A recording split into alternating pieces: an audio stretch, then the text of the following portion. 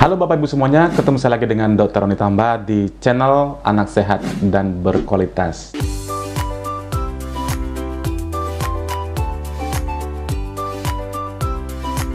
Bapak Ibu semuanya, kali ini saya akan membahas tentang hepatitis akut yang misterius. Katanya misterius. Kali ini saya akan membuat serial ya, beberapa video di mana nanti kita akan membahas tentang apa gejalanya, apa penyebabnya, kenapa pada anak-anak khususnya yang concern atau terjadi, dan lain sebagainya. Kita akan kupas tuntas kira-kira apa saja sih yang perlu kita ketahui tentang hepatitis akut misterius ini. Namun sebelumnya, seperti biasa nih, saya ingin mengucapkan terima kasih kepada Bapak Ibu yang sudah rajin menyimak materi-materi kami di channel Anak Sehat dan Berkualitas. Dan bagi Bapak Ibu yang mungkin saja pertama kali menyimak materi kami, jangan lupa nih Bapak Ibu ya, klik subscribe-nya, like, dan boleh di-share kepada teman-teman yang lain.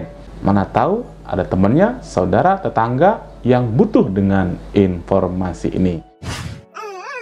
Yuk kita mulai pembahasannya. Kali ini saya akan membawakan materi tentang, judulnya adalah gejala hepatitis misterius. Bapak Ibu semua, hepatitis adalah peradangan pada hati. Organ hati kita itu kalau mengalami peradangan namanya hepatitis.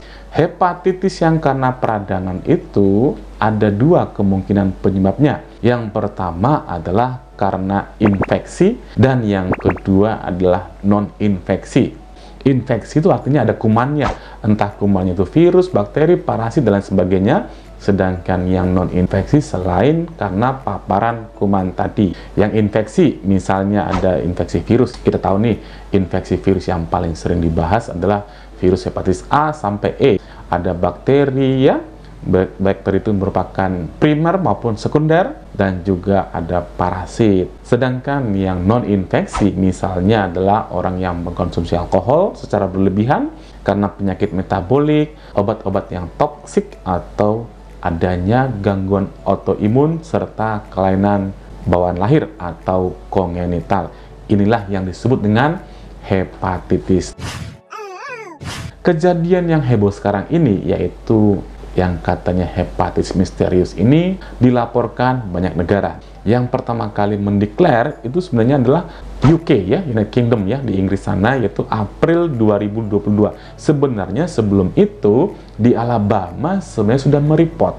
Cuman belum seheboh pada saat bulan April yang UK mendeklar tadi. Di Alabama ternyata itu pada bulan Oktober tahun 2021 sudah mereport 5 kasus hepatitis misterius ini. Setelah UK mereport atau mempublish reportnya, baru nih tanggal 15 April tahun 2022 WHO itu menstate atau menyatakan hepatitis yang jenis ini nih itu merupakan KLB atau kejadian luar biasa. Bagaimana dengan Indonesia?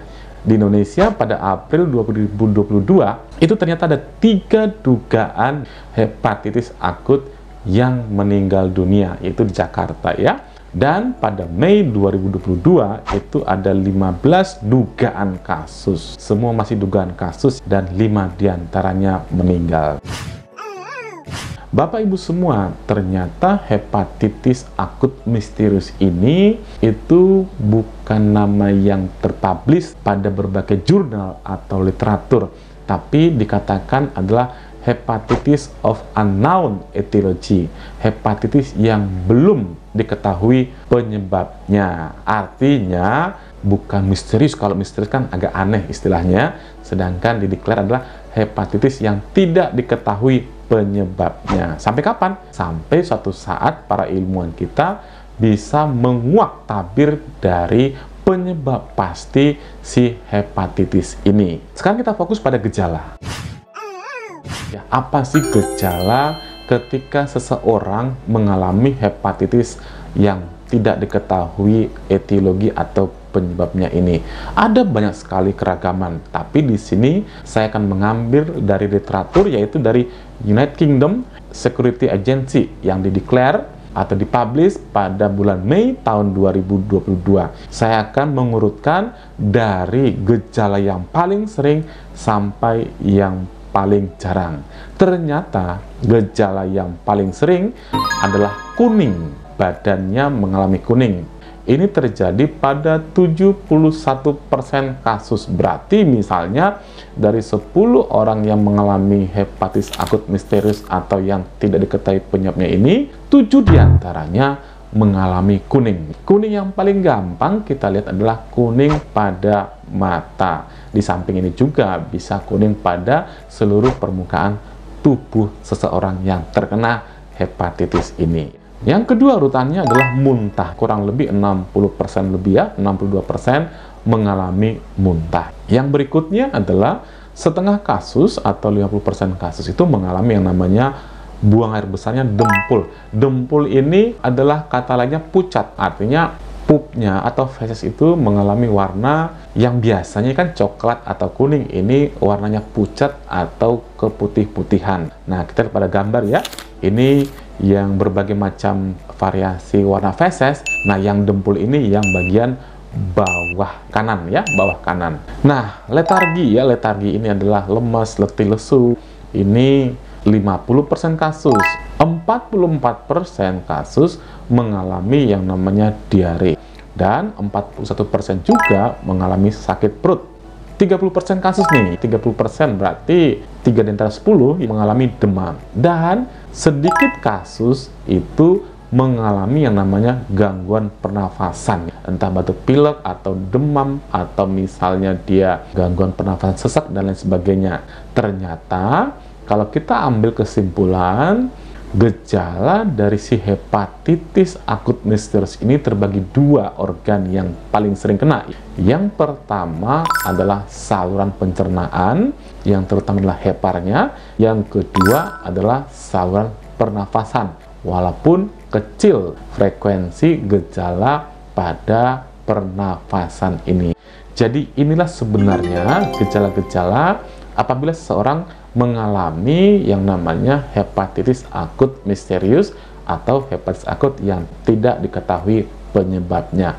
Nanti kalau misalnya ditemukan gejala ini, biasanya dokter akan membuktikan kira-kira apa sih penyebabnya, apakah diketahui atau tidak. Nah, untuk membuktikannya maka dokter akan melakukan serangkaian pemeriksaan, misalnya pemeriksaan hepatitis A, B, C, mengkaji apakah ada riwayat pemakaian obat dan lain sebagainya. Nah, ini untuk membuktikan apakah memang benar-benar diketahui penyebabnya atau tidak. Bagaimana sih perjalanan penyakit dari si hepatitis misterius ini? Tentu ada perjalanan penyakitnya. Nah, dibagi 3 fase ya. Yang pertama adalah fase awal, di mana pada fase awal ini seorang anak atau seorang yang terkena hepatitis misterius ini akan mengalami yang namanya gejala dari gastrointestinal atau pencernaan tadi, dan juga gejala pernafasan, entah itu diare, mual, muntah, demam, dan juga gejala gangguan pernafasan.